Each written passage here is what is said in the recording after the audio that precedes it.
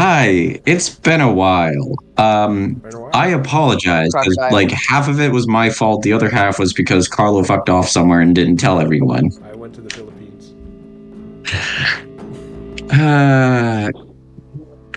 So welcome back to Fury of the Outlands, the game that doesn't really get anywhere within a span of a month.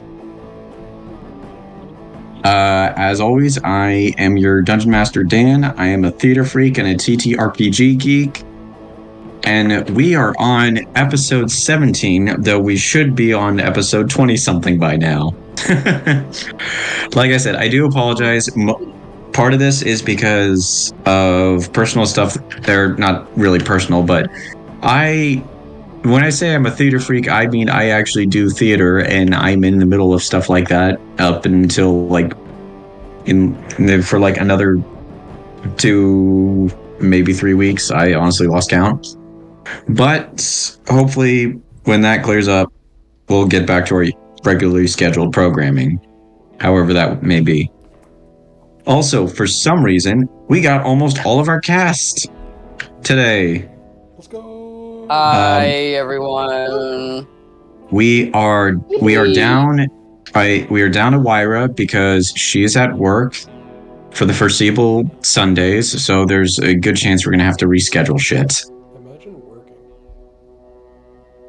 I work on the weekdays. Hey, come on now. Now I feel like you're just making jabs. Yeah, it's just the 33-year-old. Hey, that's what I'm saying, man. I'm not 33, actually. Please don't tell them that. No, you're not. You're not. You're not. I mean, who are they going to tell? Fucking Twitter? Anyway. Continue. We have a bit of a recap to do. So, our party, in some way or another,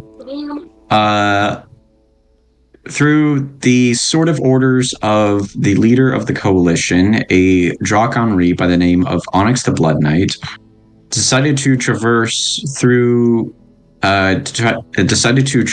west into the Outlands to try and hunt down a creature, contraption, something or another, by the Outlands colloquial of the Spelltech Raider.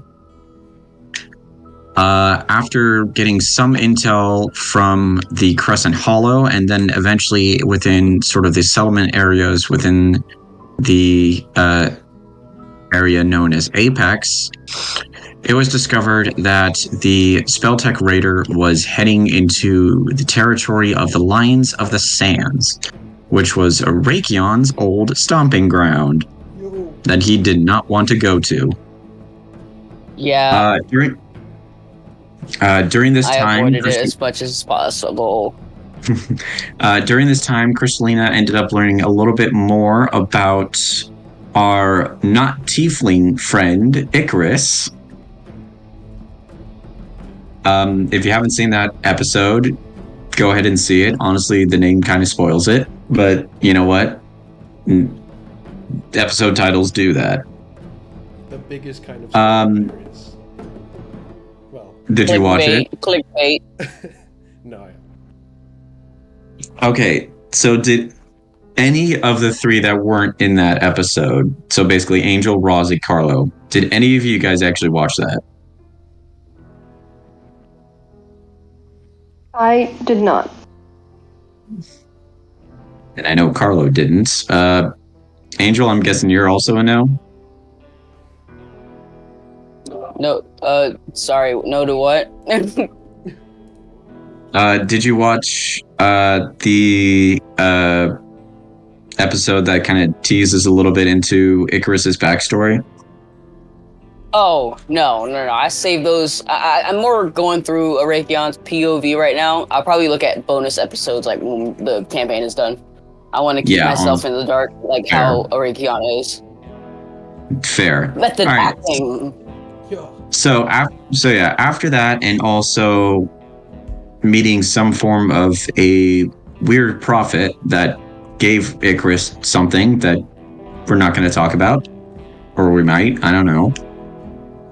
The party then decided to continue traveling west, closer into Lion territory, which, at that point, instead of having the Night Herald Associate of the Coalition, Zaraquiel, along with them, they eventually switched out with the Lions of the Sands, for lack of better words, representative, a drow cleric by the name of Charisse Boone, who also happened to be a former friend of Arakion's. Travel continued. They eventually made their way into the capital settlement of the Lion territory, known as Kaliona, in which they immediately headed straight to the Bandlord's house, who ended up being none other, obviously, than Arakion's uncle, Avis Zandiri the Red Lion. We were also introduced to a half-orc that shoulder-checked Arakion and was also a former friend. And the only other name that was mentioned was a waste elf in robes by the name of... I always forget this fucker. Xerith. XerYth. I'll spell that out in chat. Actually, wait, unless you're looking at the freaking listings on... I don't know how much of this shit you can see in here. So anyway, after some conversations with Avis, literally within the town square, the Bandlord, instead of deciding to kill Arakion where he stood and banish the rest of you guys away, decided to invite you guys for dinner. And for some reason, Arakion accepted. And thus, you walked into the Lion's Den, which is where we are now.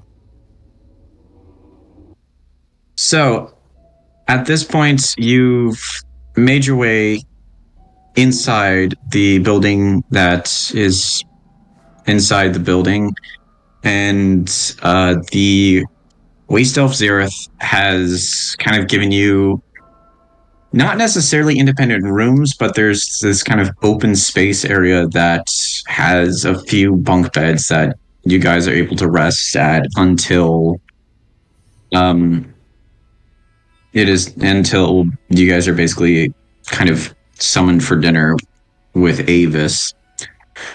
You see that as you guys are kind of walking through and then making your way into this room, it's definitely it definitely looks a bit nicer in comparison to what you might see in other sort of settlements, for sure. Like they try to do like a little bit more of a cover up on all the sort of the material patchwork around.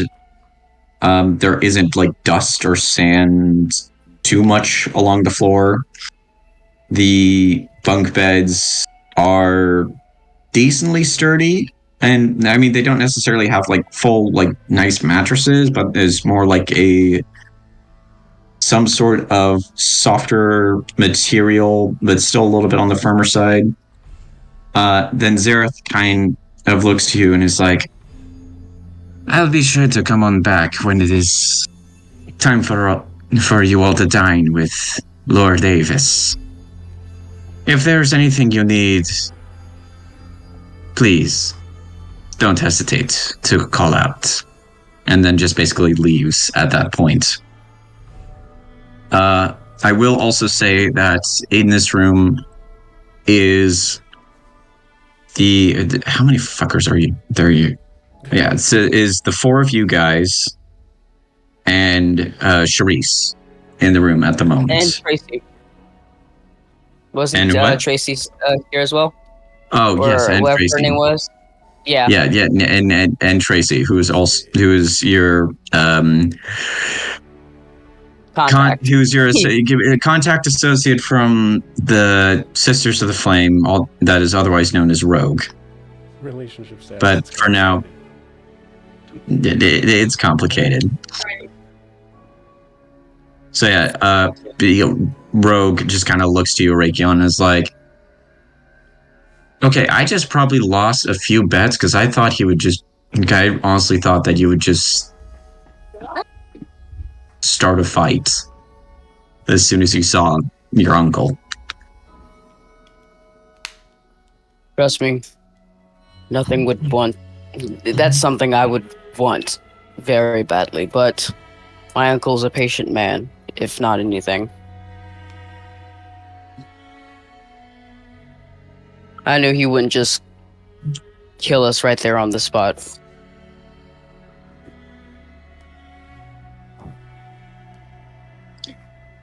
No, I mean, you are kind of exiled, and you know what? Probably He not didn't best to try. exile me. I left. He considered me exiled when I left, but he didn't exile me himself. Yeah, potato, whatever. Goes over to a bed, walks over to the bed, stops, kind of turns, is like, I just realized, do we even have potatoes out here? Well, my uncle, he sources his food sources from everywhere, from anywhere you can get his hands on. Making deals, stealing it, that sort of thing. Shrugs. Which reminds me, it does remind me, be cautious whenever anybody walks around. You never know who is hailing you, listening in, or even 5 steps away from taking your head off. Yeah. People here can get quite rowdy. Yeah. Actually, as you say that, Arakion, would you mind giving me... I'm just going to say give me a history check. Oh shit. First check of the month! Let's go! And probably last. Oh, damn, baby. It's Okay. So with that... That's 22. You... With advantage? No. So, when you were also conversing with Avis, you were also looking at the few of the folks that were like standing with him, like the waste elf, the cat folk, Robert. You recognize the cat folk for sure. The waste elf, you do not honestly remember from your time at the Lions. The catfolk, however, was originally a, when you were with the Lions, was commonly seen as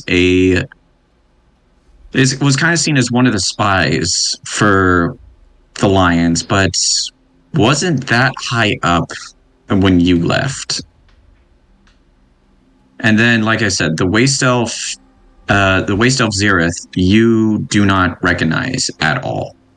And yet, it seemed like he became one of Avis's top lieutenants for some bizarre reason.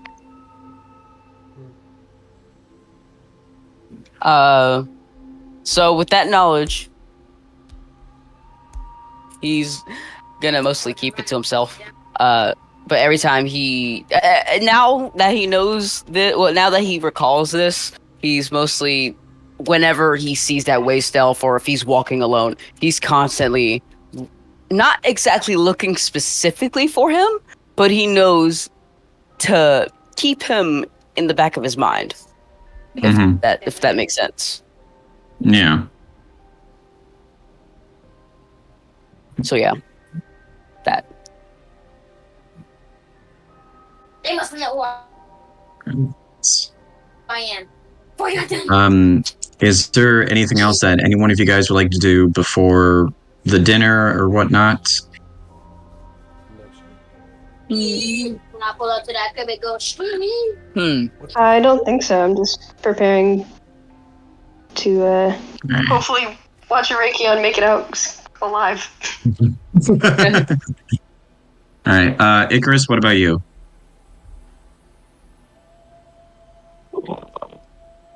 I was paying attention, I swear. Oh. Is there anything that you wanted to do before it kind of moves over to the dinner scene with Arakion's uncle? Nope. Okay. So yeah, no, you... Sorry. Oh? Can I? Yeah, go ahead. Maybe this is a stupid question. I don't know if I missed it or something, but do I get the sense that this room is bugged in any way, or that there's any like listening device or like any shit like that? I'm gonna say if you're... I'm gonna say at that point you can either roll insight if you're just really that suspicious, or just go for a straight up investigation if you want to look for it. Can I assist? Because I feel like Arakion is also looking around because he did say the thing. Yeah, yes you can. So, Yuri, roll a investigation with advantage. You got it, boss. Come on, baby. Oh, but I have advantage. Oh. Advantage. Okay. Oh, okay, God. Not bad. So yeah, Arakion, Yuri, you look around the room, going through all the various different like nooks and crannies and possible like hidden cracks in this area. You don't find anything that might be considered a listening device or anything of that notion within these walls. Okay. Can I use my I was about to say magic tech, my spell tech, can I use my spell tech proficiency awesome senseness to see if anything that like around any object was infused with energy to have it become a listening device? Because I noticed that I can do that too. Okay, so are you using the spell tech Raider, or are you using Detect Magic as a spell? I was just asking if I could just use my natural sense of seeing if like an object is like infused. All right. But here, let me see if I have a spell for that. Here, let me see. Yeah, I was gonna say at that aspect, I'd say you could either use the spell tech radar that was given to you, or if you have it, you could use Detect Magic to see if there's any sort of arcane infusion in anything around you. Well, it's a good thing that I have. It's a good thing that I have Detect Magic. That's one of the spells I know. Oof. Well, I guess we're fucked. Well, everybody, get ready to die today. He doesn't actually say that. But no, he's not gonna. I don't have a spell, so I'm not gonna do anything. No, you do. Like I said, you do have the spell tech radar. Though. I don't want to use a charge in case in case something does pop off tonight and we don't get a chance to have a long rest for it to recharge its charges for the day.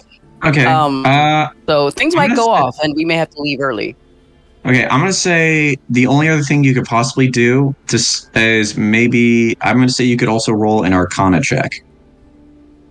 Okay, that can do. Thank you. Thank you. All right. I am if nothing but an enabler. I got an 8 in Arcana. Oh. So after trying to find any form of a listening device, you kind of take a look at everything in here, like you're putting your ear to the wall, kind of listening to stuff and whatnot. It does seem like a lot of the you kind of pick up forms of vibrations that do feel like it is some form of spell tech, but it's not really like as if it's like a device, but you can feel like there's more spell tech kind of situated around the entirety of the house than what you remember being. And even when you were when you were looking around inside the lion's den itself, you could see that there was most definitely a little bit more different spell tech additions not only to the Lion's Den, Okay. but possibly to Kaliona itself than what you last remember. All right, so one final thing before we go to dinner. Last thing. There are other rooms around us, correct?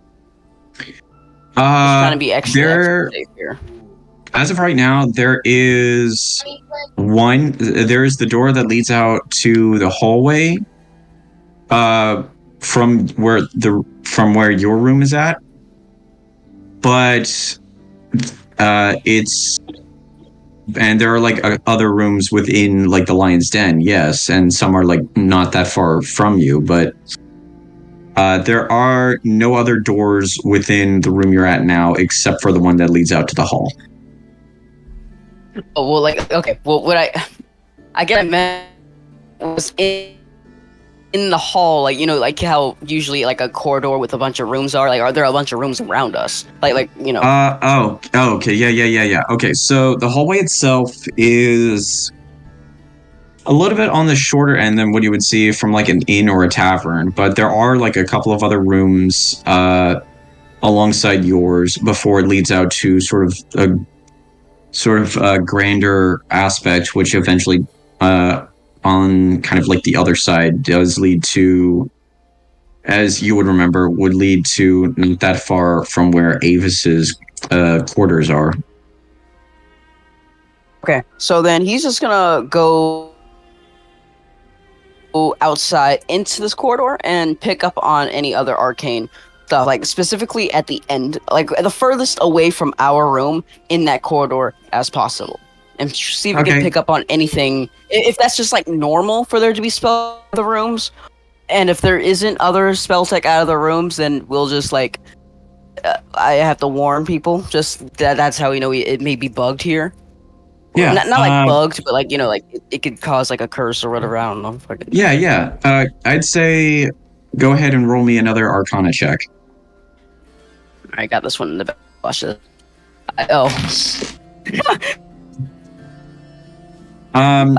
Yeah.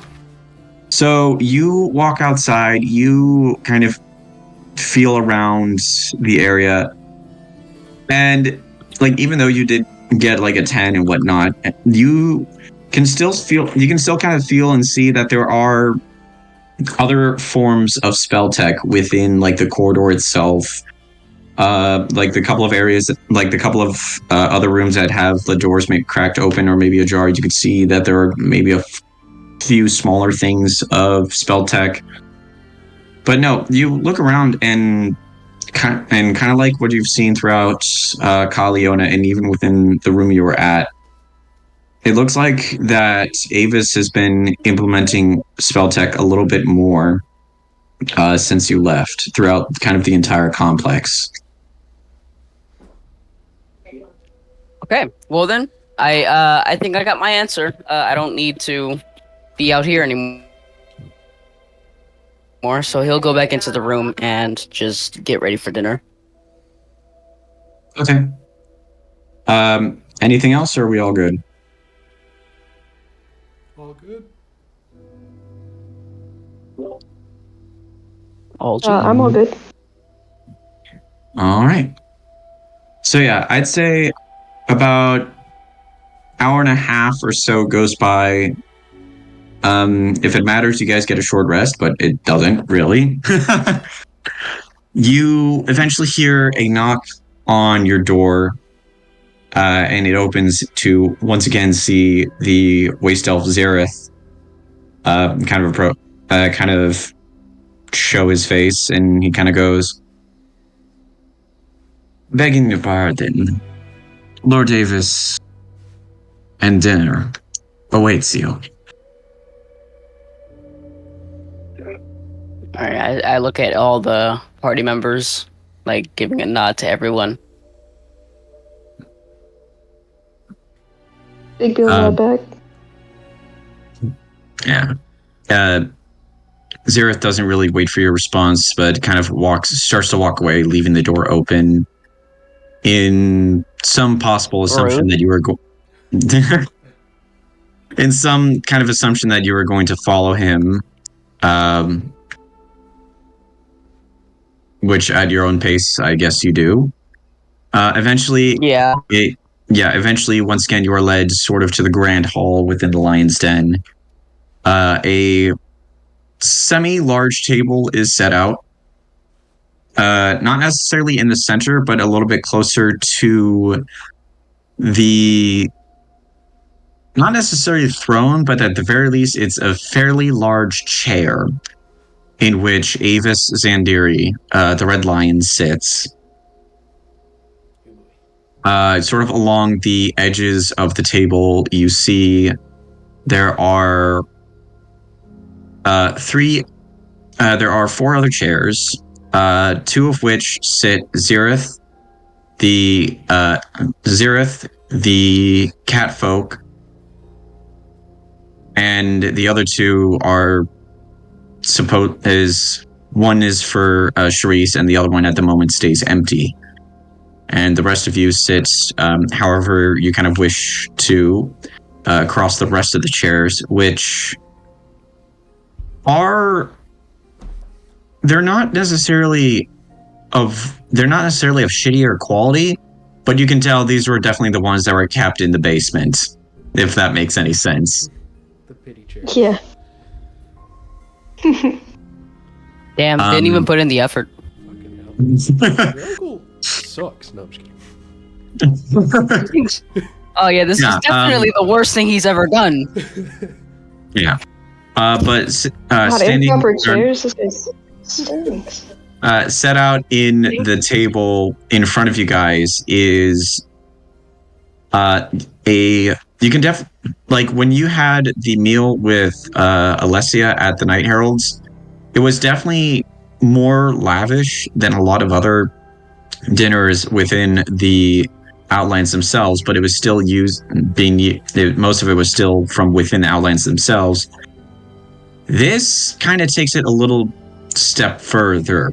You see that, for one, there are potatoes for some reason, but there are also various other fruits, vegetables, meats, breads, all of which the quality looks definitely of higher quality than any of you have probably kind of seen throughout the Outlands. Avis himself, kind of gesturing to the semi-shitty seats, is just like, "Come, sit."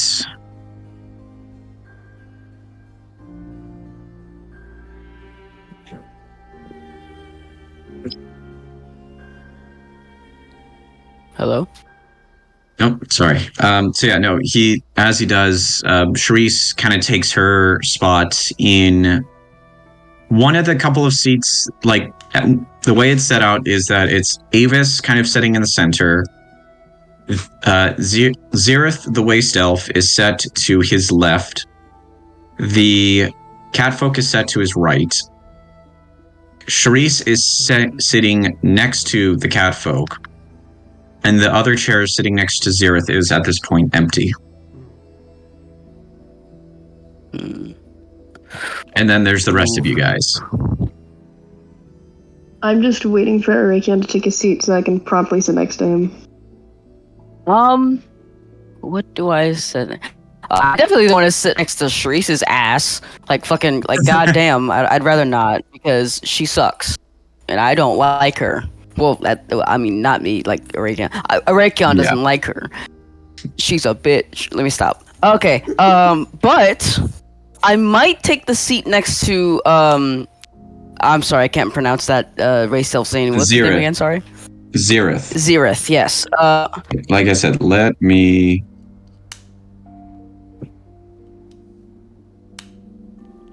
Sorry, my thing went out. So spelling it in the chat. Yeah, so I'm sitting next to Zirith, so I can keep an eye on him. All right. So you sit next to Zirith. Big B, I'm guessing you're just sitting next to Arakion then? Yep. So Arakion, as you kind of take that empty seat, you see You see it does kind of annoy your uncle a little bit, but he kind of plays it off and eventually goes, "Now I do apologize. There would be one other person in attendance, but alas, Robert has decided to not partake in dining with us tonight." Surprising. Gang, don't eat any of the food yet. Beavis, I need to make sure that we're safe before we eat. I would like you to try some of the food first. Roll. You and all of your other... Oh, sorry. I was going to say, roll an intimidation check. Well, I'm not really, like, trying to be scary. I'm more, like, persuading him. Well, no, it's not necessarily you being scary. It's you trying to force his hand into doing something. Okay. But yeah, I also meant to include that this, like, him and the rest of Zereth. Siri. Sorry. I'm Yeah. about to take a shower. I'm about to take a shower. Okay. Okay. So Zereth. Okay. So here's something that might help. Think of it like Kingdom Hearts spelling.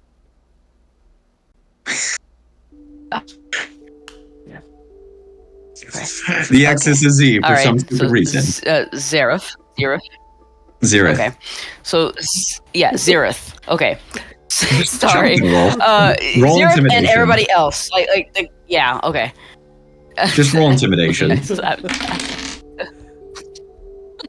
I'm off my gourd. Right. Yes, you are. Yeah, roll it at disadvantage because you can't pronounce his name when you're trying to intimidate him. Well, no, he's mainly focusing on Avis at this point, which I'm going to roll something now.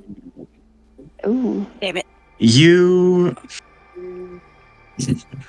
So you see that, for one, Avis is unfazed by your accusation, but turns to Charisse instead and is like, "Charisse, if you would be so kind." Oh. You see, she's, for one, a little bit nervous when he says that, because why the fuck would he call her out? But eventually kind of does end up reluctantly taking some of the food over to her plate, cutting a small enough piece, sticking it in her mouth, chewing it, swallowing it. You wait for a good beat, and nothing happens. Avis eventually turns over to you, Arakion, and goes, "Satisfied?" I am. Also, by the way, out of character, I'm not opposed to Charisse doing that. It was either him or Charisse. I don't care. Me personally, I would prefer Charisse to be dead, but I mean, okay, that's beneath me. So eventually, Now that we've been told it's safe, Bigby is immediately digging into the food, like no hesitation. So are you trying to hold any form of manners, or are you just going straight up? Are you just pretty much straight up ravaging what's on the table? Fuck wild. Maybe like for a couple seconds I'm trying to have manners, but it doesn't last long. And then as you like progressively speed up, I'm gonna be like, hey, okay, hey, slow down. You're gonna choke. I gotta catch myself. Yeah, as soon as you start going a little more buck wild into the food, you see that Avis, Zereth, and the catfolk is just kind of looking at you. You hear the waste elf kind of mutter something under his breath, for one, which... let me look at his fucking languages for a moment. Whoever's trying to make a weird face at me, I'm gonna look up and give them a couple seconds of eye contact, and then go back to eating. Fuck yeah. So how many of you guys speak Elvish? Ooh, Ooh, let me see. I don't. That's something I don't do. I do not either. I do not. So yeah, none of. So and then Icarus. Do you know if Wait, you speak Elvish? Yeah, Icarus.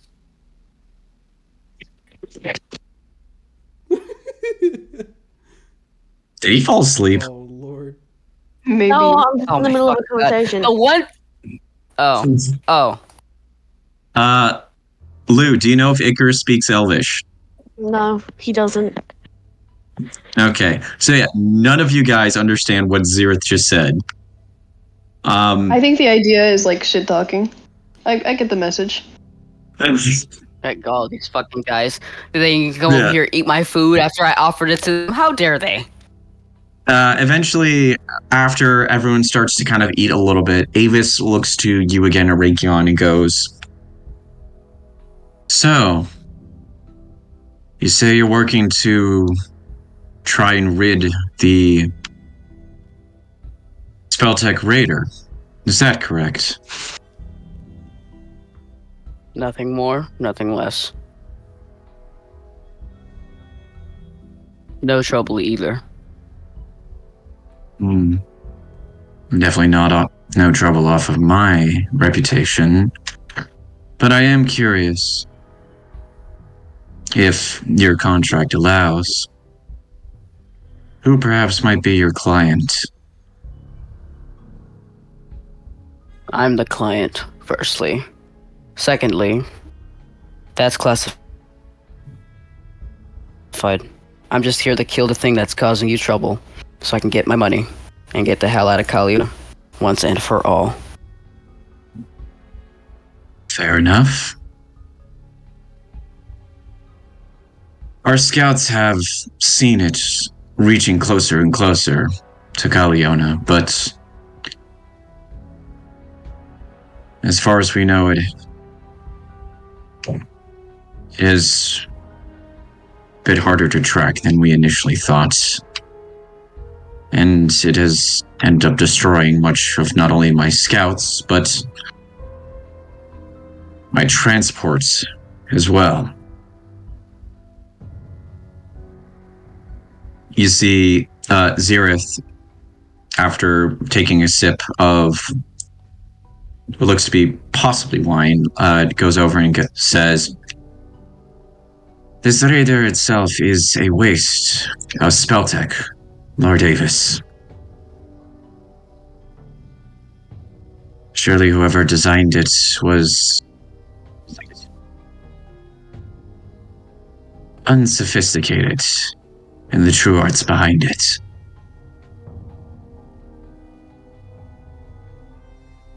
Avis just kind of looks to Xerath again and goes, "Quite. But any form of spell tech is still in itself some form of a marvel. Wouldn't you agree, nephew?" He kind honestly, just to the surprise of everyone, he cracks a little bit of a smile and like a cheeky smile. And he doesn't really say anything. He just cracks a smile, which is like very rare.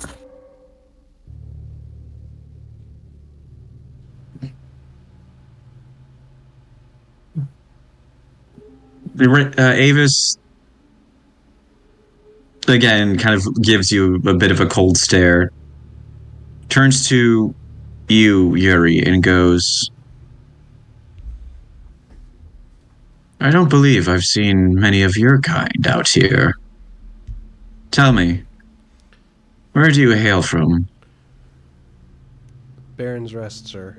We try to stay out of everyone's business. We find it's much safer that way.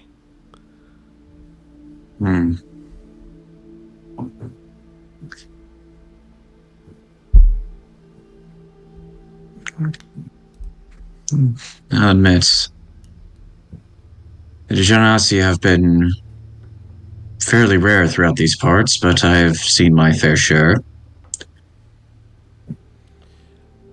Though, Of all the Firekin, I'll admit I've only maybe seen one or two.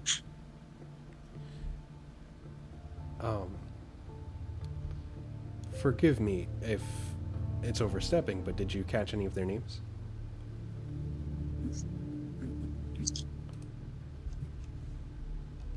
You see, he kind of thinks for a second, goes, I don't believe so, but then again, with how uncommon various Firekin such as yourself are, it wouldn't surprise me that they would want to keep to themselves. Of course, sir. Eventually, he once again turns over to you, Big B. How are you going at this point? Would you say you're still like going kind of hog wild, or are you just kind of like eventually like kind of starting to slow down at this point? I'm slowing down a little, but it's still a bit of a disgrace. Yuri clears his throat. He's like, Yeah, you can kind of see his eye get a little bit twitching. Is like your kind, however, I seem to see far too many. And what's that supposed to mean? How'd you know it's your soap? Well, My skin is soft. kobolds are almost a lot like. Kind of turns over to the catfolk and is like, what would you say is a race that seems to commonly populate? The catfolk kind of goes in bits, kind of looks over and it says, I would say possibly rabbit, Lord Davis. Davis just kind of looks and is like, almost. I'd suggest that you don't compare my kind to a pest. You watch your mouth when you're talking about. I'm not talking to you, out of character. I'm not talking to you, Big B. I'm talking to him. Yeah. Avis just kind of looks and goes,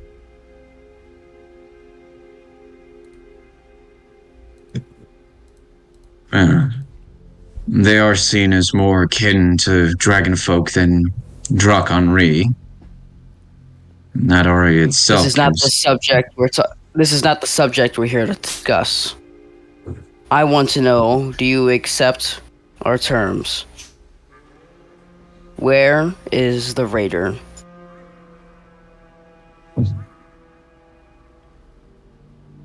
You see Avis kind of lean back in his seat and go, very well. I was just merely curious about your choice of companions, but if you wish to talk business... That's all I'm here for. shit. Now mind your tongue when you're talking to Big B.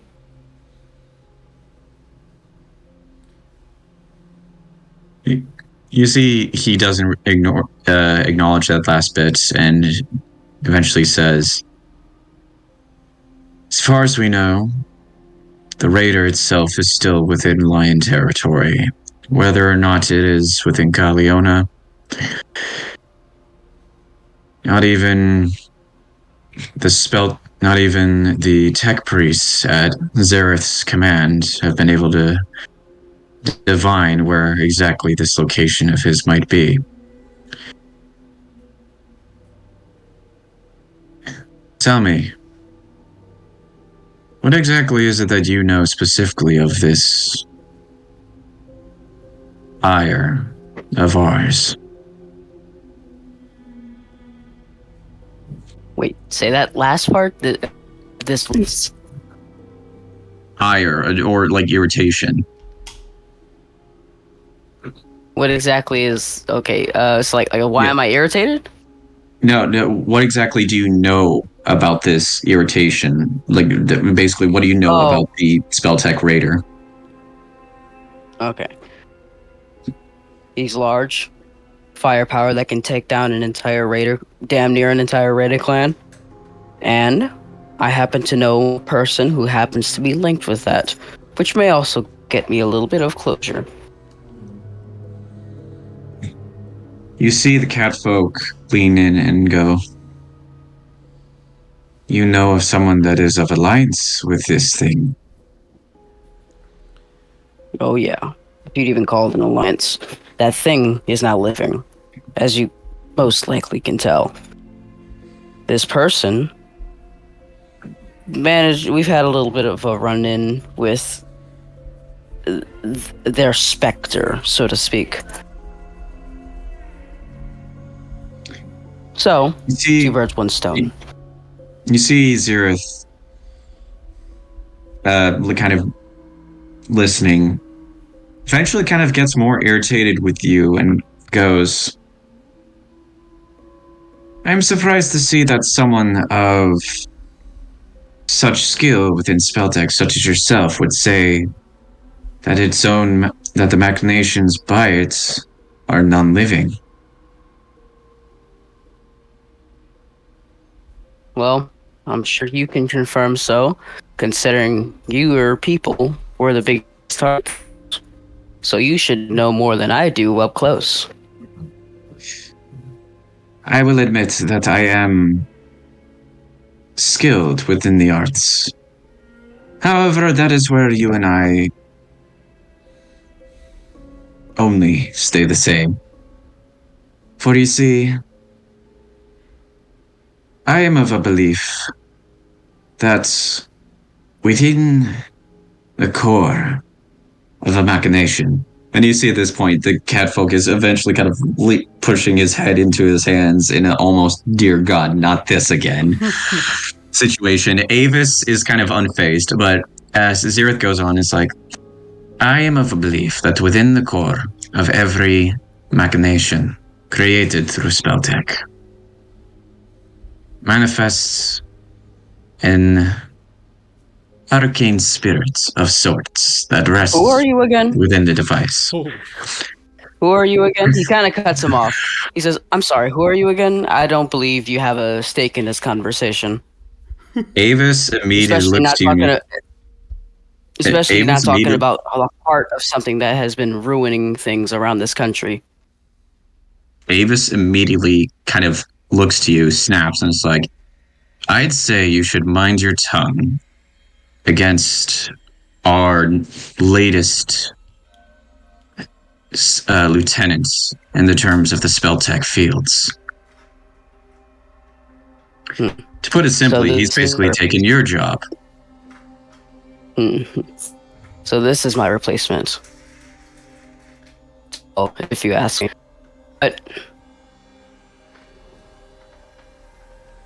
But sorry, say that again. I said, so this is a replacement. Dull, if you ask me. His expertise, so far as he described, match the grace of my ones. Xerath just kind of looks at you and is like, I will admit that my methods are perhaps more spiritual than yours. But that doesn't necessarily mean that I'm an amateur. I like you. You know, at first I saw you, I was quite annoyed. But when you talk like that, that really gets a fire that I need to extinguish. Not in a way that you would think, but there's just something about you that I love. Before this is all over, I would like to have a spar with him. If it be allowed. Just a spar. Nothing more. I'm going to say...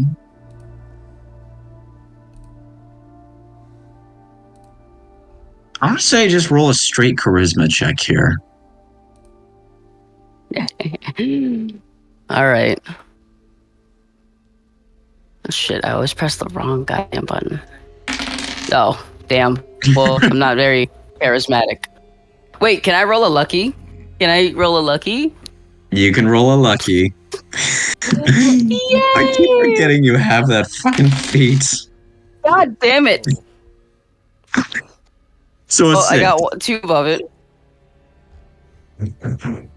You see that Avis definitely looks more annoyed than everyone else. Charisse is looking not necessarily embarrassed, but she's got a "oh fuck, here we go again" kind of look, similar to the cat folk. But Zereth himself kind of looks to you and goes, I'm sure he would, but alas, not every spell tech can rely on combat.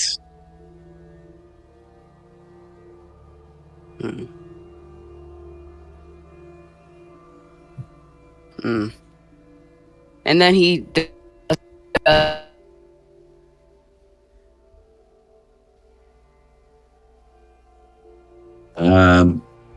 Shit, did he drop or was that me? No, I heard him too.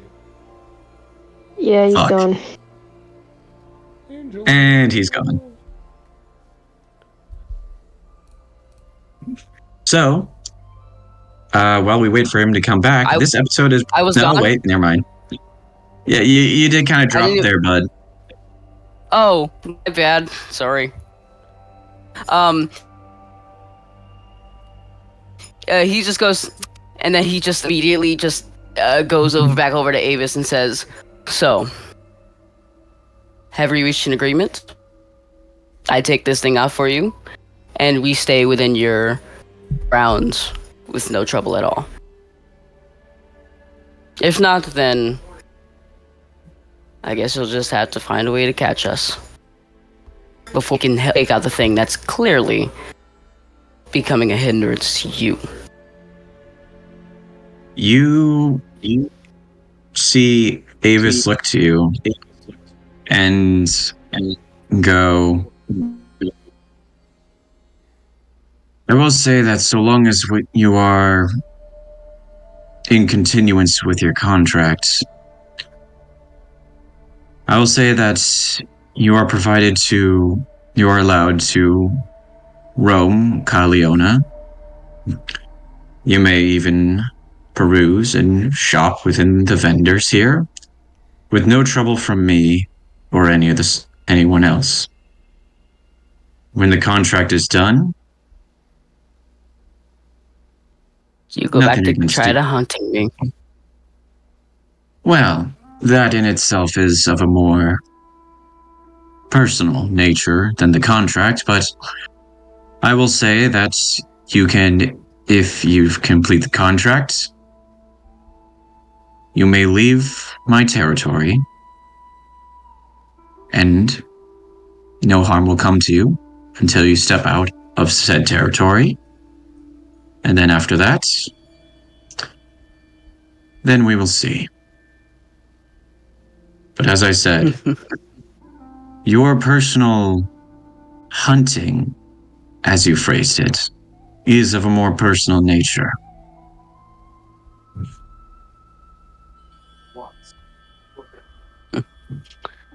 I look forward to it.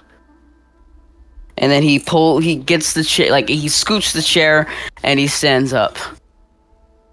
You know, Uncle, I've missed you. But goddamn, I hate your guts. And then he walks away. As you do, and for the rest of you, you see Avis lean his head onto the side on one of his hands. And for the first time since all of this, you've actually kind of also see Avis smile as well. And as Arakion walks away, you just all hear him go, likewise, Preisvilger.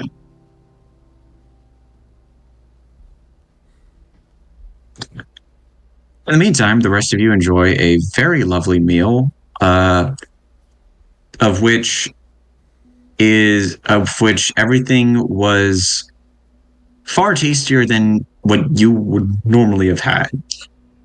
Big B, it's kind of hard for you to tell 100% because you just pretty much tore into everything like it was a rag doll. Hey, I enjoyed it. I didn't savor it, but I appreciated it. Yeah, but no, the rest of you are thoroughly impressed with the food and drink that was provided for the night. As this whole conversation kind of all went down between Arakion and Avis, was there anything that you all specifically kind of wanted to do or try and kind of perceive throughout this entirety? Well, let's start with Yuri. Let's see. Yuri will make sure he thanks Avis for his hospitality. Trying not to get on Avis's bad side. And I think Yuri definitely wants to keep an eye, especially after hearing Arakion be like, you know, we might be constantly being followed, and now having experienced it firsthand, Yuri definitely like wants to make sure the group's not being watched and stuff. Mm-hmm. I'm going to say, if you want to say for just like trying to make sure that you're not being followed, I'm gonna say either give me a perception or an insight check. You got it, boss.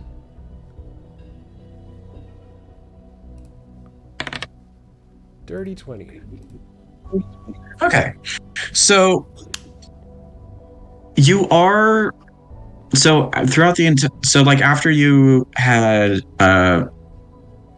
kind of issued your goodnights and everything and made your way back, you do see that the catfolk is following, but is not necessarily trying to make it a habit to be stealthy.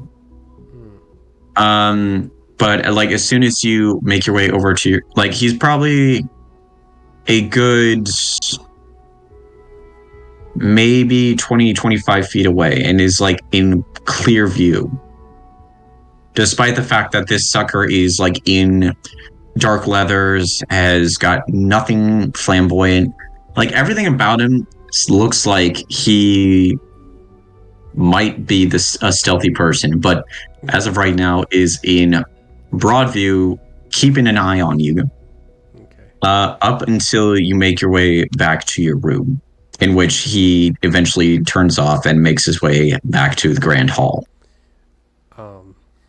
Yuri will whisper to himself as he enters the room. He's like, I always thought cats were creepy.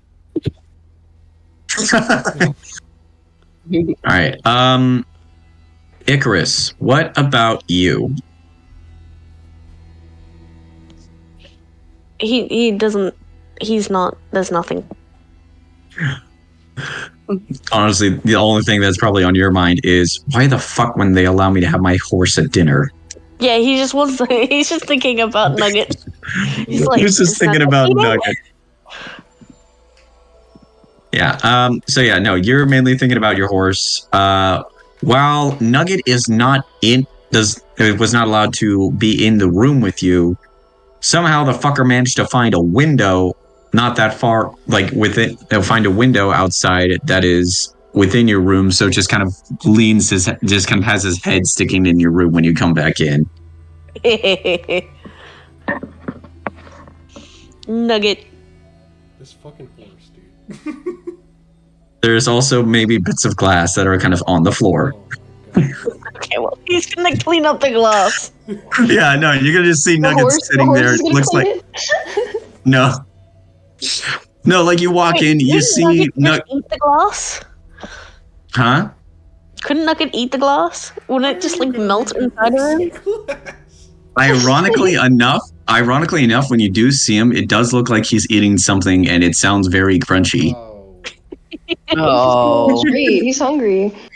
Nobody invited him to dinner. It's glass. Also, keep in then also keep in mind, guys, Nugget is technically considered a spell tech horse. He is a construct, not an actual horse. Fair. Yeah, he's not an actual horse. But he is still sticking his head out of a broken window, eating glass. Well, he better construct a broom to sweep that shit up before we cut our He's feet. doing it. He's a little vacuum. It's okay. All right. It's a Roomba. Oh no! Oh my God. We are life-size we're not developing Roombas. Oh yeah, no. No, If you're not. 'Cause it's if already, anything, the last already invented. It's him. This is what happens. the last campaign with the freaking Prime, the Amazon Prime, that Oh, was probably fuck. the best Yeah. way to introduce Roomba. This is what All happens. right. So Big B, is there anything else that you would like maybe be primarily focusing on throughout dinner, or just wanted to try and Honestly- check or anything like that? Just like knowing what I knew about the Lands of the Sand before, like after this experience, my complete distaste for them has just like grown even more. Oh yeah, no, you fucking hate this. You fucking hate these Yeah, guys. absolutely. I'm really not pleased, but other than that, I'm keeping the peace. I'm minding my business. All right. So yeah, eventually you all make your way back to your room. Charisse, kind of also following in suit, kind of eventually gives a shudder and is like, I know this is going to sound hypocritically racist, but that fucking waste elf gives me the creeps.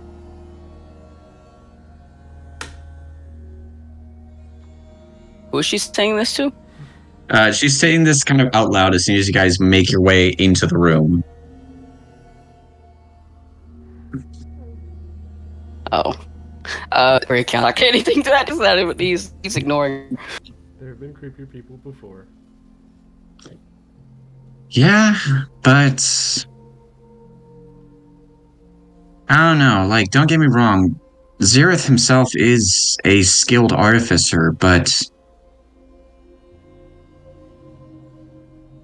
the fact that he somehow brings some sort of spiritualism to the whole idea of it is a little unsettling. Yeah. But then again, there are also rumors that he is part of a cult that kind of believes in that same ideology.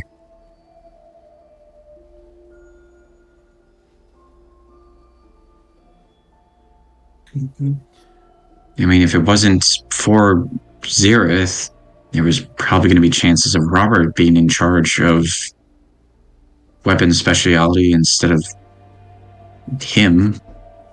I don't think I got much of a read on Robert.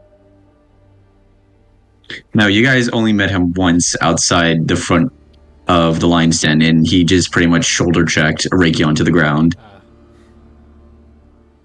He pulled the old fucking Toby Maguire on me. He Toby Maguired my ass. And then he says, yeah, Robert's not really favorable. Though I doubt she is either. Yeah. And he kind of motions to Charisse. And looks and is like, well, yeah, but I mean, in terms of religious aspects, I'm one of the few that's have more of a fear of Avis than any of the other clerics or paladins within the Lions. Though I wouldn't be surprised Sorry, if... guys. Be right back. Well, while we wait, this episode is sponsored by Kobold Press because Wizards of the Coast suck. No. What now? Oh, I was just cracking a joke. Saying that we were sponsored by Kobold Press because Wizards of the Coast suck. Yeah, you didn't say the suck part. Oh, you did. I will it cut out. Yeah. But no, seriously, anyone who's watching this, if you're going to get any form of D&D content, go for like Cobalt Press or some other third party, please, for the love of God. Or get it for free Yeah, at 5 I heard about the tools. D&D Beyond shit. I was like, really? Yeah. Yeah. But also just kind of pitch this out. Has anyone been hearing anything about the Cosmere RPG within the last month or so? I have not, but I don't really keep up with the news on this subject. Same. So basically, there's this guy. He's an author of a bunch of books and a bunch of in like various book series from those books that for some reason are all interconnected somehow. Him and a publishing company is turning the whole fucking thing into one large tabletop RPG system.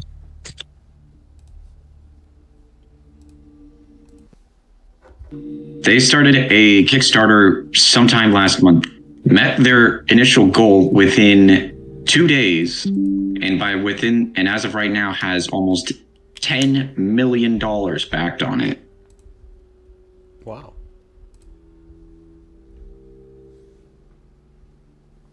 It looks way more fun than D&D. Hell yeah. That's pretty impressive. Yeah, no, I actually got to look into it, and the interesting thing is the sort of class and leveling system they have. It's kind of in a similar vein of like a online RPG where it's like talent, like there's like a talent tree.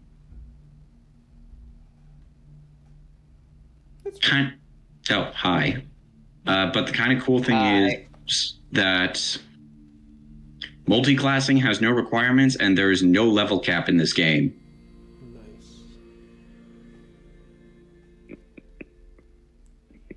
Nice. Anyway. Yeah, no, that is cool. Let's see, what the fuck was I saying? Now that we got him back. Oh. Yeah. Charisse continues and it was like saying that out of all of like the clerics and paladins, she's like the one that has the one ear. Then she goes, oh, I mean, I wouldn't be surprised that eventually even I get replaced by Xerath at the end of the year.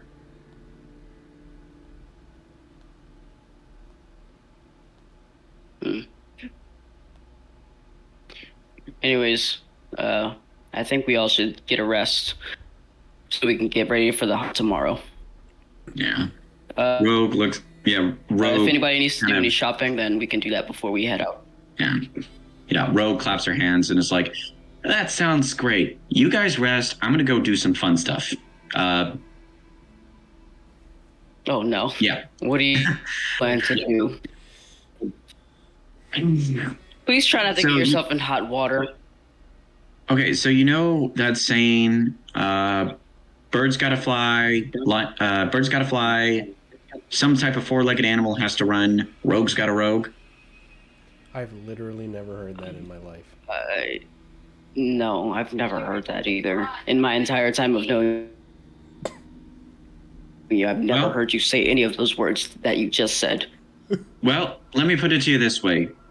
Birds gotta fly, mages gotta cast spells, rogue's got a rogue. So I'll see you guys later. Kind of works over to the window, looks up, sees Nugget's head, and is like, you mind moving? Nugget just kind of looks down. Maybe not even actually getting direct eye contact with Rogue. Just lets out a bit of exhaust again. Rogue's just like, you know what? I don't mind pushing through you. Unless it just kind of looks to Icarus and is like, unless you're able to actually make a move for a quick sec. Hey, Nugget, can you move? You know what? I'm just going to make this fun. Icarus, roll an animal handling check. Oh, God. You know something? Why does Rogue remind me of like... He's not moving. Oh, no. Nugget just does not move.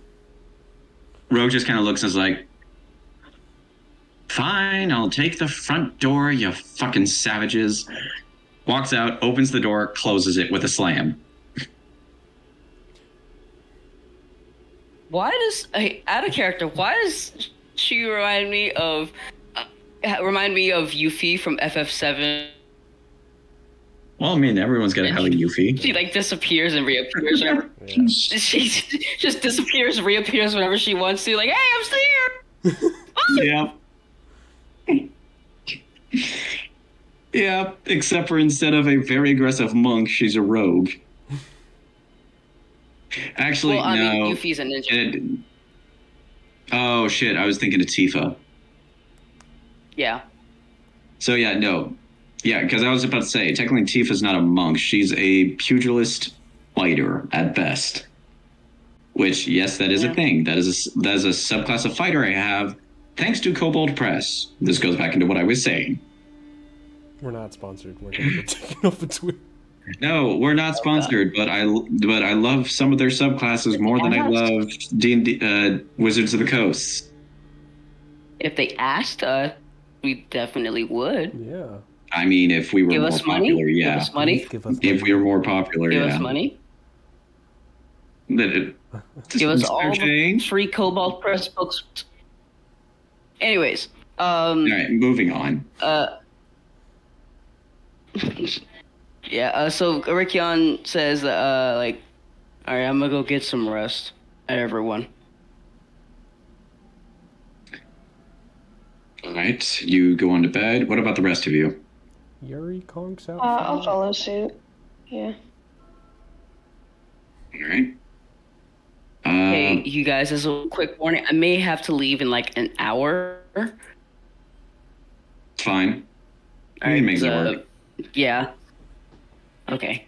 Sorry. that's fine. Sorry. I know this is our first day back. I'd hate to do this, but this is important. Yeah, no, and honestly, that's fine because I also need to create a homebrew subclass for Xerath because I am actually going to see if I can make a fucking. I'm going to actually see if I can make a friggin' tech priest an actual thing. Moving on. I'll also for next time I'll I'll have a picture of Avis that we can show to the peoples. Oh yes, home. please. I need yes. Give me something to use as a fucking token, please. All right. So, yeah, no, you all go to bed. You all go to bed. Within territory, I don't know how else to fucking transition this. A little bit throughout the night, Arakion, I want you to give me. Actually, no, this can go for everyone. Give me a perception check with disadvantage. Oh boy. I don't like this. We about to get jumped. I don't like this. Perception at what? Diabolical. Yeah. Well, I mean, you guys. Perception at what again? Disadvantage. Disadvantage? What the fuck? You guys are asleep. Oh no. Oh god. Oh lord. Oh my god. I don't like it. Okay, so you guys are all eventually awoken by what seems to be the sound of a gunshot. Oh god.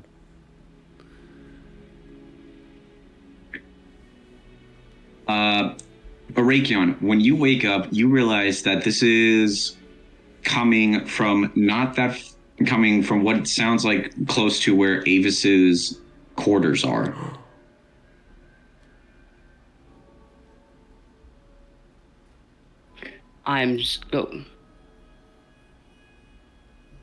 Not only that, you realize your gun is missing. Oh. Ah, shit. God damn it, you done fucked with my guns. Oh lord. I swear, if Arakion were American, he'd be from Florida. You took my guns. Arakion is the Florida man. So yeah, no. So yeah, you all awake to the sound of a gunshot. Arakion, you can tell that it's somewhere either in or close to your uncle's quarters, and your gun is missing. Oh no! Wait, hang on! I just realized. I hope he didn't kill him with my gun. I hope no one killed my uncle with the gun, because then I'd be framed, and then I'd die, and then I shit myself in the bed. Okay? Oh no, hang on. Okay, so I'm gonna do a thing. He took only one of my guns, or did he take my gun? Just the main gun I use? Yeah, the main gun that you use right now is missing. So bad. Okay, so what I'm gonna do is I'm gonna pull from my sock my pistol. I have a regular ass pistol. Yes, keeping a pistol in the sock. Tales old as time. Yeah, it's like Fucking it's like American, the one from Dead. All right, so Baby I knife. guess the dragon and equip pistol. Baby. Yeah, So yeah, no, he takes the pistol in hand. He gets up to investigate. Yeah, Charisse also gets up, and yeah, Charisse also gets up as well. What about the rest of you? Are we awake? Yes. Oh, We shall Investigation time. we shall get up and follow. Yeah. Same. Oh God. I like Don't how all of us question fail. how Nugget is now inside, but Nugget is now inside, and he's on Nugget, Yeah, and Nugget- he's investigating with Nugget. yeah, Nugget. Do a whistle or like a click of the mouth, however you want to do it. Nugget just walks through the wall. It tears open. He is in the house now. We've torn up this. God. Yeah, you. man. Yeah, you all make your way through the hall, through the Great Hall, over to Avis's quarters. Icarus, you're on top of Nugget. Both of you can't fit through a fucking door. Are you willing to tear up some more walls?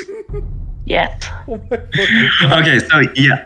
You guys are, so most of you guys are running. Icarus, you're on top of Nugget, breaking some more walls. You all eventually make your way to where Avis's quarters are. You see the room is disheveled. Avis is missing, and Arakion's gun is sitting right in front of the bed, smoking.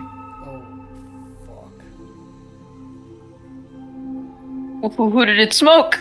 Tell us. Who did it smoke? Arakion, give me a investigation check.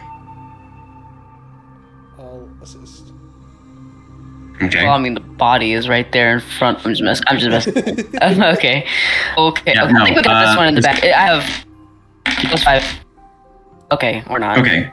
So, Arakion, on a 15, the gun is smoking because it's been recently fired.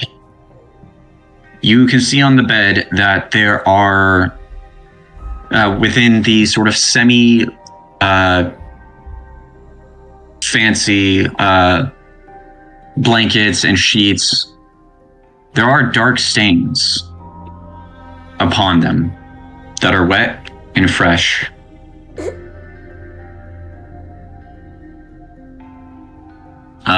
Eventually, Charisse herself eventually casts a light cantrip to kind of illuminate the area.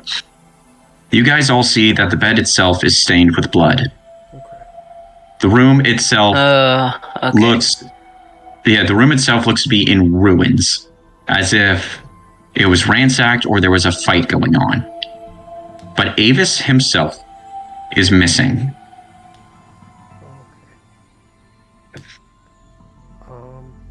So when we come across this bed with the wounds and stuff inside, can I? He's gonna like I guess motion for everyone to like quiet, and he's gonna bring down the blanket ever so slightly to just see who that is. Like lift the covers up and just to see. Yeah. You push through the covers to see if there is like actually a body Yeah. It is Slowly, completely though. empty. Slowly. Like, slowly. Yeah, no, you move it slowly. It is completely empty. What? Can I? What the hell? This is fucking weird. Can I see if there are any like holes in the wall or footprints like leading out like seeing like in any direction, maybe like the person left? Give me another Yeah, all right. So then give me an investigation check with advantage. Hell yeah.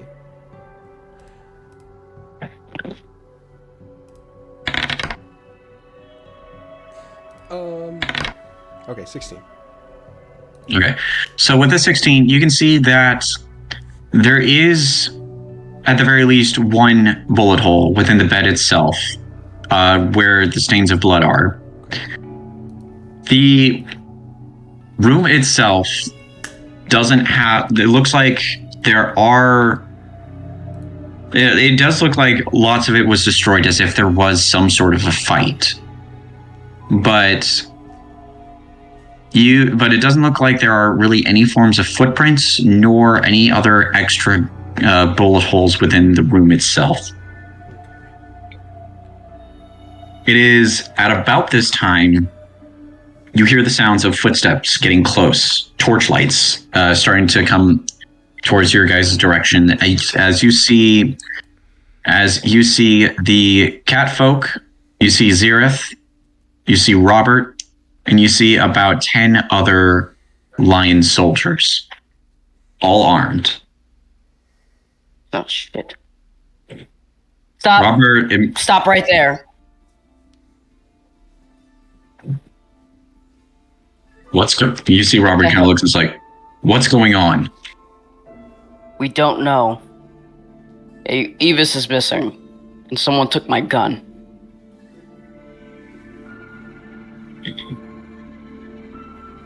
You see Xereth make his way forward. Stop. Right there. How do I know that you people aren't here to kill us as well?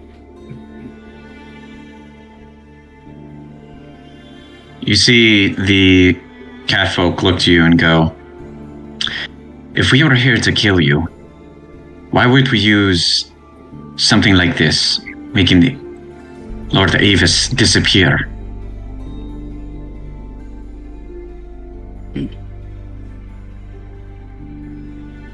Any of you know what happened? Or have any clue? You see Robert kind of turns to the soldiers and is like, we heard the gunshots, same as you. Had to round up some soldiers, make sure it wasn't any form of an assassin. Next thing you know, we see you and your group here. Well, before you get any funny ideas in your head, it wasn't us. We were awakened by this too.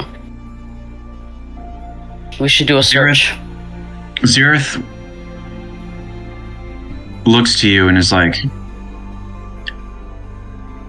you say you were awoken, same as us, but you say it was also, but you say it was, you were missing your gun. Did you? Someone stole it in my sleep. I did not find it. Oh wait, yeah, wait. You backtrack. Just was the gun in the room, or did someone actually take it? I can't remember if you said that or not. The gun was in Avis's room, smoking as if it had been recently fired. Oh well, what he's gonna do is he's just gonna say, I still couldn't find it anywhere. Roll me a deception check.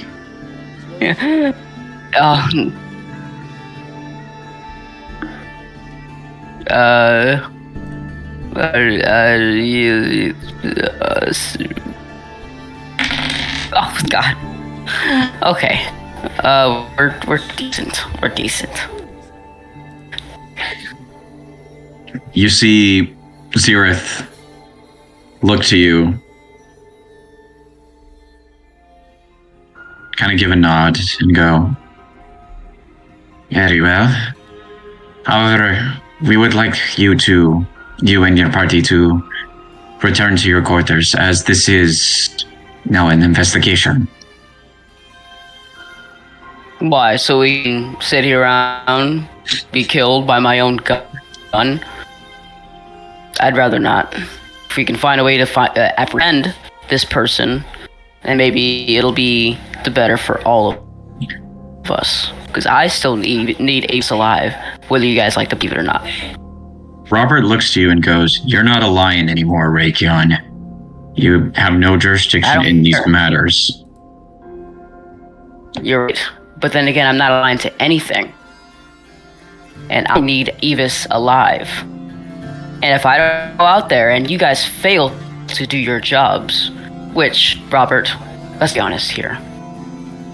We all know that you tend to do that quite fondly. I suggest that we go with you.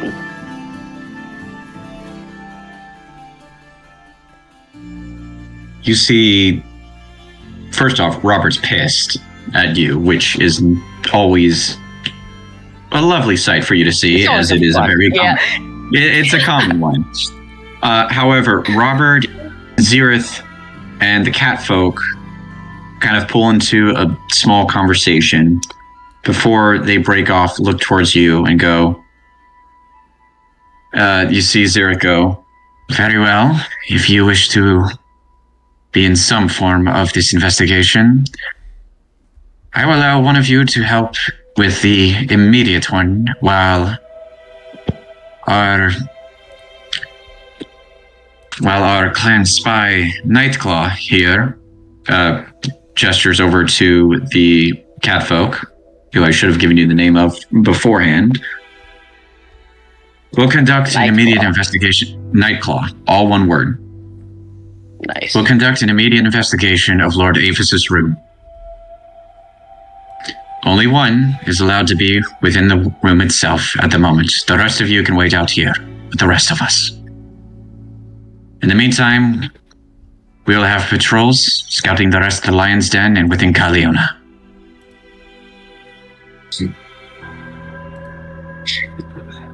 All right. You hear one of the other you also hear one of the other soldiers go, there's also a couple of holes within the building. Very huge. It looks to Icarus and the horse and is like, you know what? Never mind. You see Zirith just kind of look at the soldier, look at the horse and Icarus and go. You can see Zirith actually kind of raises an eyebrow in kind of like a la Spock in sort of curiosity, but says nothing. Turns to the rest of you and goes, Nugget, catching the hearts. Catching the hearts of Spelltech cultists.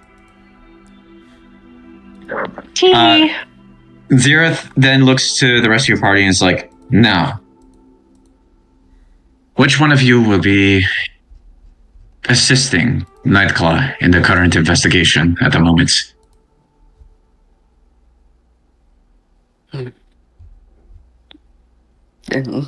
Character selection time.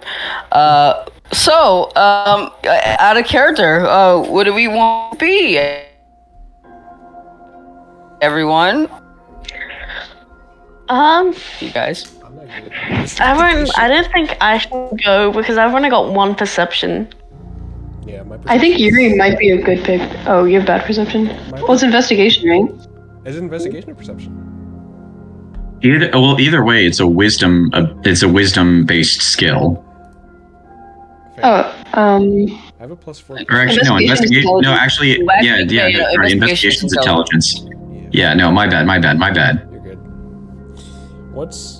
I'm not gonna lie, I know the Lions of the Sand hate me, but I have a +3 investigation and a +4 perception. Right. Jesus I Christ! trust Big D. Oh. At you, Big B. I have a plus. I have a wait, plus what's 5 in Nuggets? investigation, Stupid. plus 4 in perception. What's Nuggets? Fuck's sake. investigation? Okay, hold on. Hold on. First we actually got to see Nugget's wisdom and intelligence score. It's We're not sending Nugget, please. And Nugget. Nugget has shit. Okay. Well, Yeah, he which wouldn't- is- My investigation is 5, and perception is 4. So you're the best option here. Nah. Well, actually, wait. If anything, Big B does have the best option because it's dark outside right now. This is your time. Oh yeah, that's anything, right. I mean, I have dark vision, but is anything else better? I don't think it's anybody better else than- here has it- dark vision. Icarus, I think, has dark vision. Oh well, Yeah. I mean, he doesn't count. Oh well. No. But if he did it with Nugget, he would get advantage. Advantage, that's true. Actually, out of the 4 of you, only Arakion is the only one that does not have dark vision. Haha, suck it, old man. Wait, what? I don't have. Oh wait, everybody else has dark vision other than me. do I? Oh. Yeah, next Well, time you go okay, for an Artificer's Infusion, go for the Goggles of Night, buddy. Fair. Then again, that's was what his I guess proficiency is. I mean, I didn't get the goggles on purpose because I have no idea what he's Yes. saying. I'm guessing it's along the Okay, lines here. of basically you're starting to kind of scatter out. Oh no. Yeah. Okay. Am I back? Have I returned? Yeah, No. right now. Not at all. You're absolutely Shut not up, here. shut up, Lou. No. Hang on. I wasn't wrong. Oh my How about this fucking one? God, How about Lou. this one? We can hear Better? you. Are y'all just saying that, or is this actually? No. We can actually hear you. Hey, Lou. How are we doing? Oh, for fuck's sake. Huh? I have no idea Okay. what you're saying. I don't know how I am. Just assume. Oh my God! Shut the fuck up. Alright. So I need to chill. If y'all can't hear me, the session won't do good, would it? No, I can hear you. Lou's just Can being hear you. a jackass. Oh, okay. You guys Okay. want to- Well, at least. But what I was saying was I didn't get the goggles on purpose because, that would take away from Big B's proficiency, and Big B's kind of he's got goggles. I mean, that's fair. Yeah, Alright. nice balanced crew that we were. Perfectly balanced. All right. So who's going in with Something Nightclaw? I vote Big B. I vote It's me, isn't it? Yeah. All right. Okay, cool. You guys we're screwed. We're never finding this All guy. right. Go. All right. So yeah, Big B, go ahead and roll a investigation check Okay. On my own or is it advantage? on your own. 12. Damn. Oh. Okay. So Well, I mean, if that's it- not bad. No, that's not bad. That's not bad. However, Nightclaw has a +8 to investigation. Damn. Why do you need me? Well, I mean, that's above All right. everyone. Yeah. Yeah, no, but also Nightclaw rolled a 13, so. So you Total. on the dice. Oh, okay. So that's a total of 21 for Yeah. the cat folk. So you investigate alongside, not really. You're kind of probably more. I'd say you're probably more focused on trying to find stuff that doesn't implicate Arakion than trying to figure out what actually happened and trying to find other stuff. Nightclaw actually is going trying to find everything, is like looking around. You see that he eventually goes to like the nightstand, opens up what looked to be some sort of case, and goes, Lord Davis's pistol is also missing. Why would they need to take both weapons? It's a curious thing, but that particular pistol of the Banlords is special, to say the least. So this is supposed to be symbolic? Perhaps. It does look as if there was some form of a possible struggle, but it also looks like there isn't many footprints, so it could have just been an illusion of a struggle. I don't see any other bullet holes within the walls themselves, meaning that the assailant managed to get a drop on Lord Davis before firing the shots. We did only hear one gunshot, and I haven't found anything else either. That correlates with what I am seeing here. Turns out to the door frame, looks out to the guards, and is like, who was on watch tonight? You see a lot of them trying to like look around and whatnot, trying to figure out. You see a couple of them step forward, one of which is a lizard folk, and another that is just looks to be a straight up human. We were Sir Nightclaw. All right, very well. Make your way inside, please. You see they awkwardly start to walk inside Avis's quarters as well. Nightclaw looks to the rest and is like, in the meantime, everyone start scouring the den. Lord Avis's pistol is missing, as well as the Banlord himself. You see his soldiers nod and start to make their way across the rest of the den itself. Nightclaw looks to you, Bigby, and goes, I'll be questioning these two. If you wish, you may stand alongside. If not, then please leave. I'd prefer to watch the interrogation. Very well. You see Charisse kind of make her way over and go, Nightclaw, I know this is now an investigation and whatnot, but don't you think we all should hear what these two have to say? Nightclaw just kind of looks to Charisse and go, when it comes to investigations, priest, we try not to make sure it's public. And if you are worried of the fact that they may be pressured into saying something, I will take the kobold here as witness to my practices. Does that rest with you? Charisse kind of closes her mouth and is like, kind of looks to you, Arakion, and is like, I mean, there's really not much else I can kind of do at this point. This is kind of more Nightclaw's thing than mine.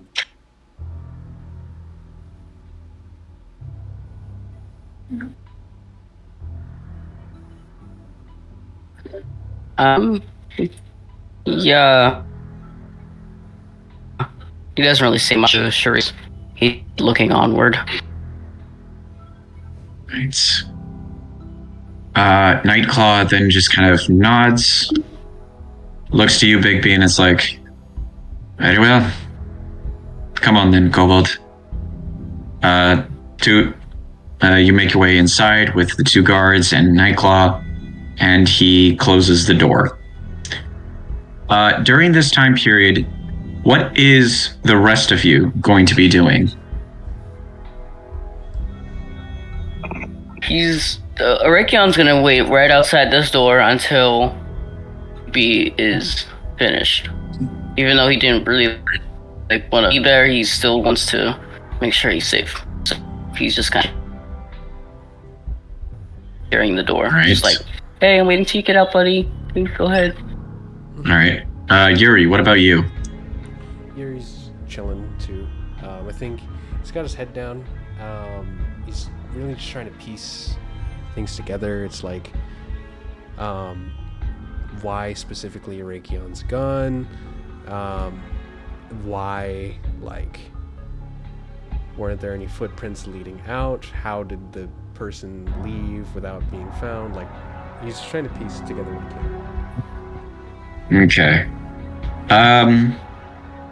I'm gonna say roll me a insight check to try and kind of piece everything together here.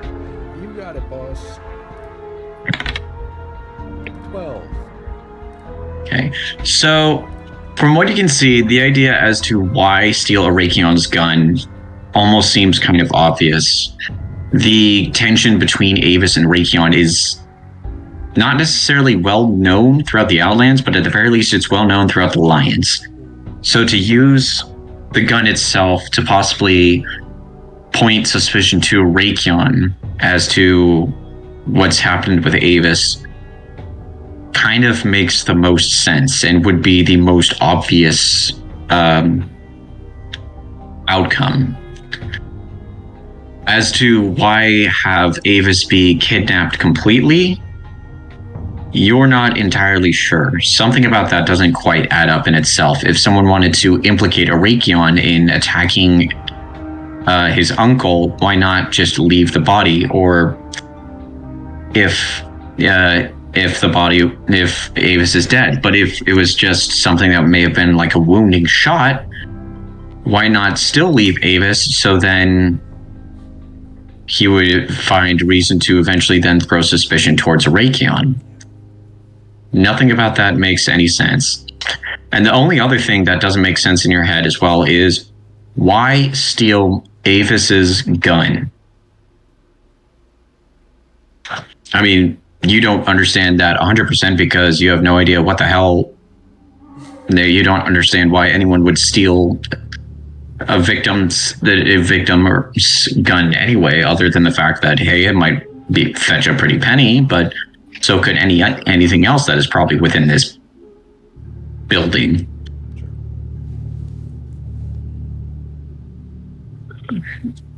So there's definitely a lot of things that don't add up, aside from the fact that trying to throw suspicion towards Arakion is almost the most obvious factor into this. Okay. But the one thing that... all right. Icarus, what about you?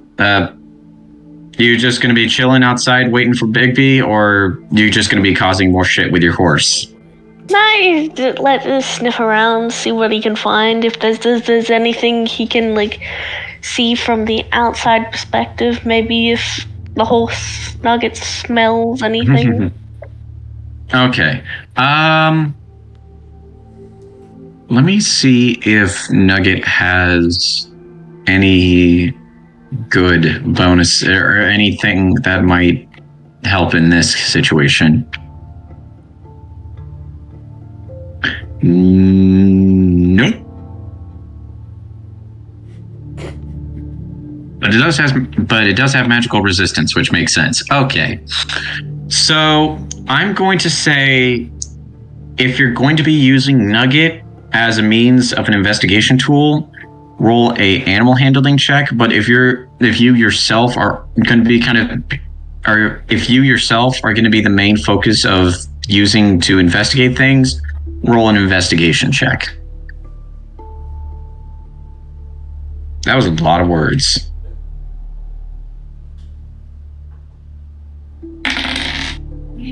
I had a +1 in animal handling, so. Yeah. All right. So you try and get Nugget to be more trying to help be like, yeah, no, this thing could probably figure something out. It's just kind of it starts walking a little bit and you're thinking you're going to be going in a direction, and you go through another wall.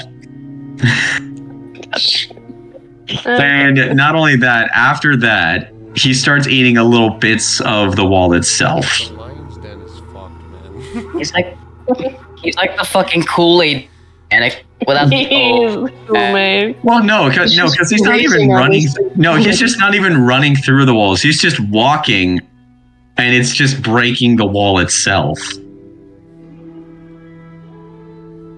And he's also people around, just seeing them slowly go through a wall. Oh, they are terrified, confused, and feel like they should be maybe impounding the horse or like making sure it goes back to the stables. But it just walked through a wall and started eating the wall itself. So they are kind of at unease. Chris is just gonna do the thing he does where he just lays on Icarus's back and just lets it happen. All right. So that being said, I am going to have to ask everyone except for Roz to go to the back rooms. And then Carlo, you just do the thing. The back rooms? Yeah, go to the back Bye. I'll rooms. see you in the back rooms. Good luck. Hi, Roz. Hi. So, Nightclaw closes the door, turns to the two soldiers that were standing guard. Like I said, one of which is a lizard folk, the other of which is a human. The lizard folk itself is actually more of a stereotypical lizard folk instead of like the crocodile bartender over in Graveswell.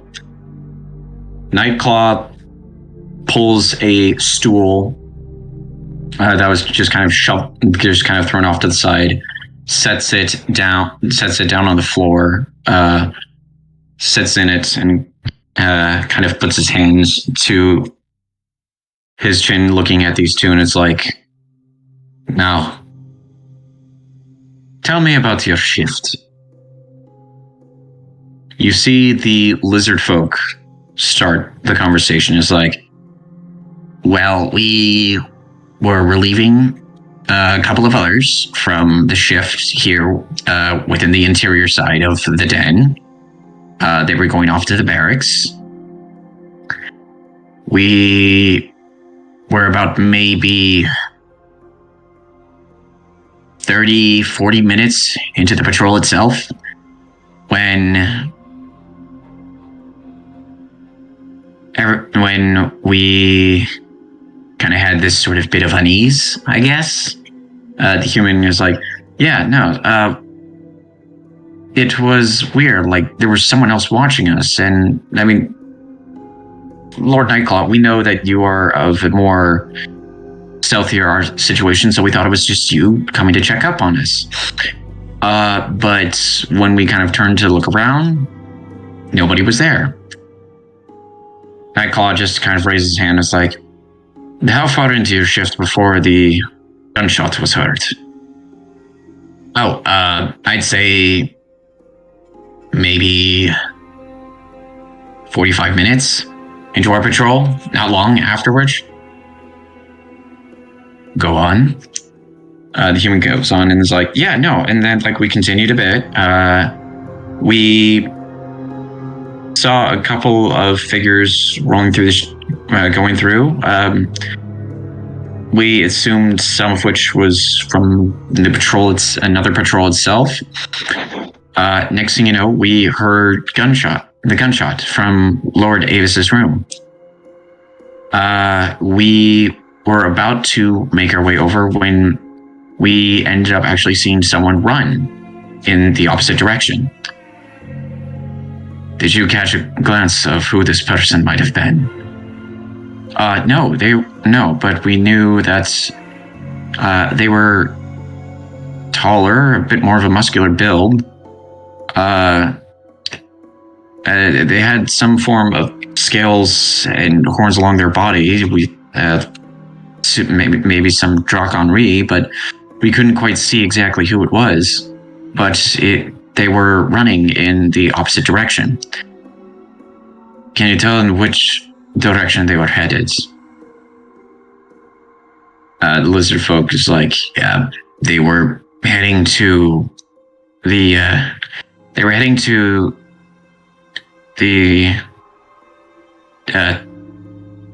Tertarius room. Bigby, you know that basically the lizard folk kind of switched to Draconic in that situation. You know Draconic, right, Bigby? Yeah, I think so. I can double check, but I'm pretty sure. Yeah, I do. Yeah. So, Bigby, you know that Traitaria is a Draconic term for the word traitor, in which you can most likely assume that they're referring to Arakion. So they're saying they saw figures go to Arakion's room. Exactly, which in factuality is pretty much, yeah. Nightclaw just kind of nods and is like, continue. The lizard folk continues to like, well, we were about ready to follow this figure when all of a sudden we saw Robert show up with a bunch of other, with yourself, Lord Zereth, a couple of other guards. And they ordered us to follow over to Lord Avis's room, in which we did as such, and we were a little bit behind because, well, Charles here still wanted to try and investigate the Tertaria's room.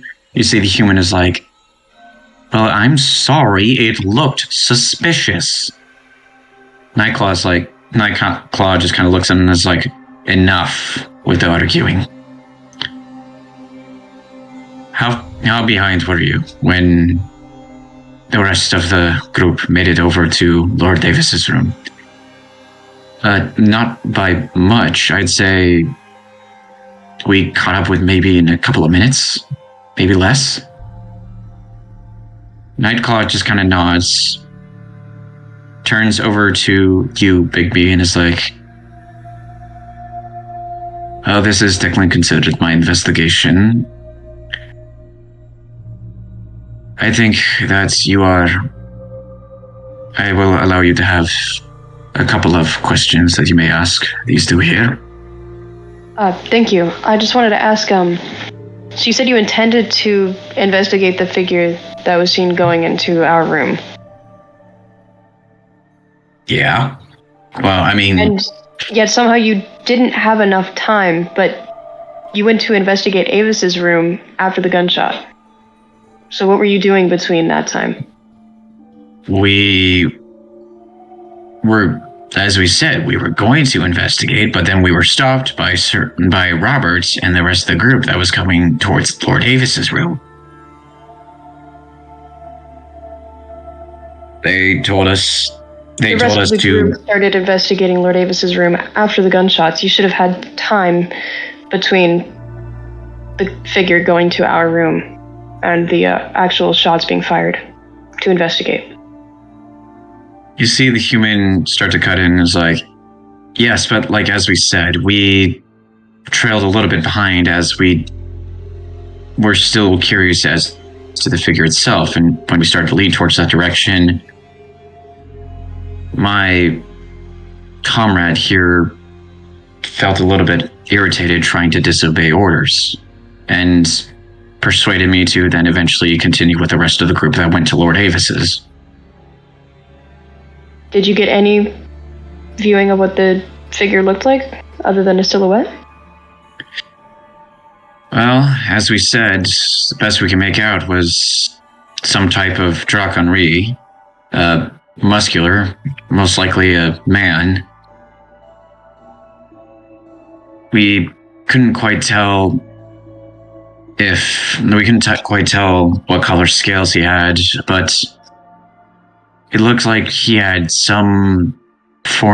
it looked like he possibly had some form of facial hair as well. It we couldn't quite exactly tell to what extent. And remind me which direction this figure is going before you were interrupted.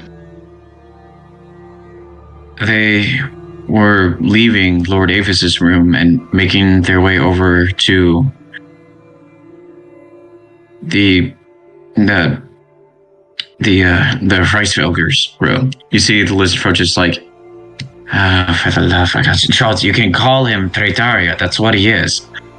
Well, I'm sorry if I don't want to use the Draconic. You see they start bickering a little bit, and Nightclaw's just like, enough. Traitaria or not, did you see this figure go into that direction? They both nod. You see Nightclaw then shift his attention from them towards you and go, I hate to do this as well, but I'm afraid I must also question you as to the matters, if that is all right. That's perfectly fine. Yeah. What were you and the rest of your party doing prior to the event? All of my party were sleeping. We were awoken by a gunshot, and then as we got up, we realized that Arakion's gun was missing. We all immediately went to the sound of the gunshot, which was Lord Avis's room, and you entered as we were trying to figure out what happened. Has Arakion been known to lose or misplace his gun before? Absolutely not. It's a prized possession of his, and he's very good at keeping track of his things.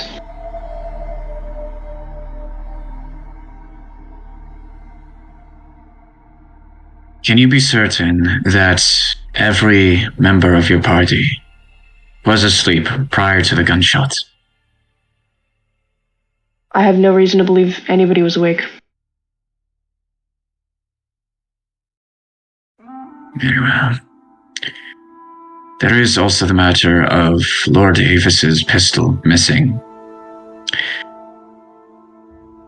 I know I can already assume what the answer might be from you, but did Arakion show any indication, whether subtle or outward, that he had any intent of acquiring the firearm of his uncle?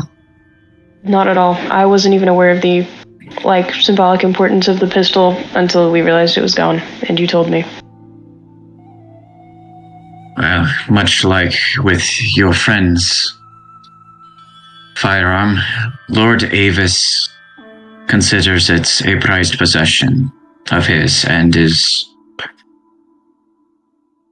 was considered a gift from the Banlord Jorati Kalsura of the Wyvern Axe. When Lord Avis was named Warkin to the Banlord of the Wyvern Axe, he was given it as a gift.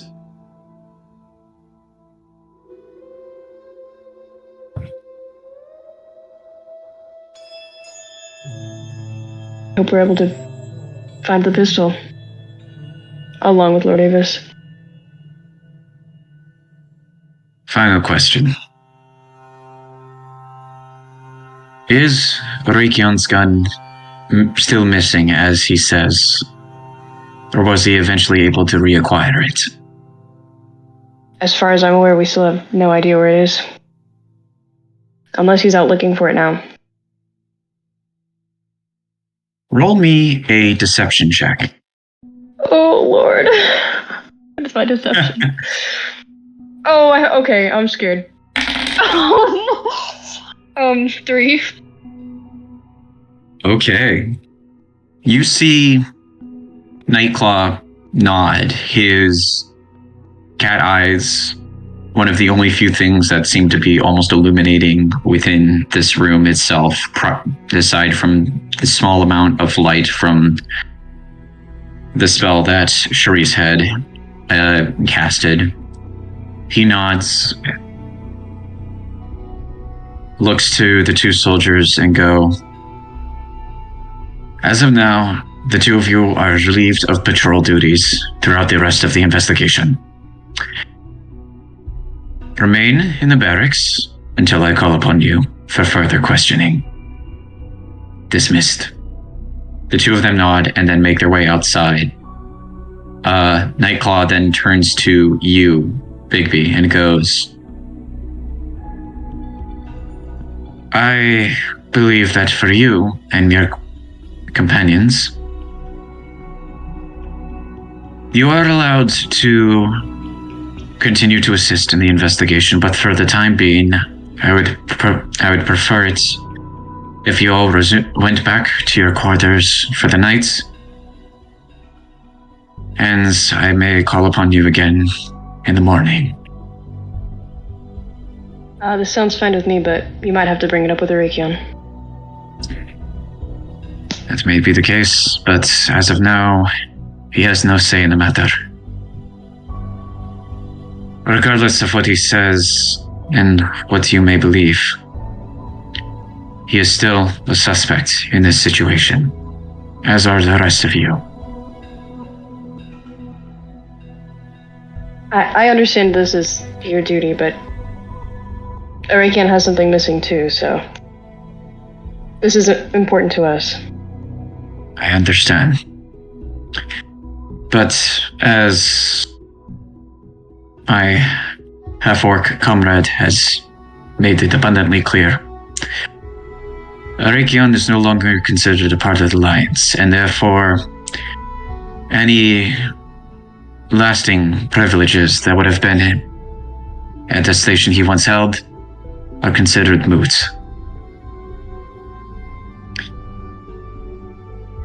You yourself being the kobolds of a territory not quite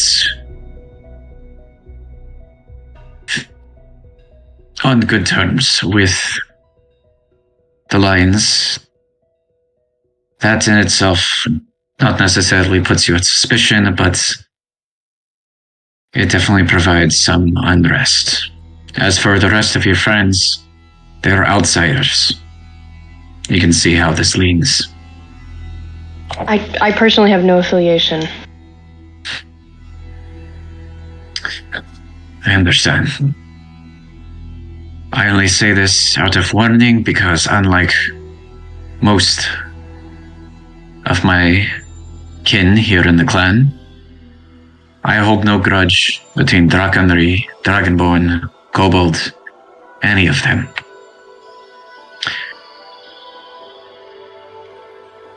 And when I was younger, Arakion was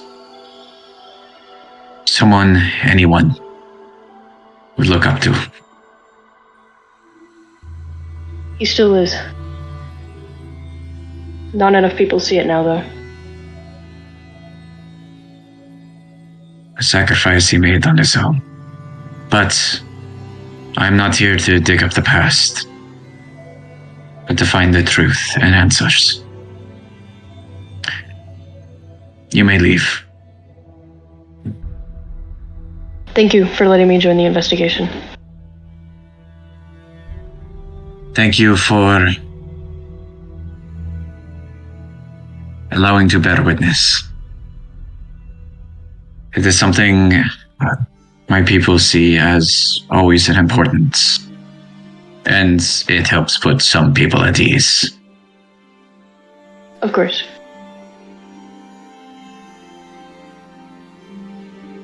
Fair restings to you, young kobold. I wish you luck in the investigation. And you make your way out, and I will ping everyone. Oh boy. Shit. That deception roll was so bad. Yes, it was.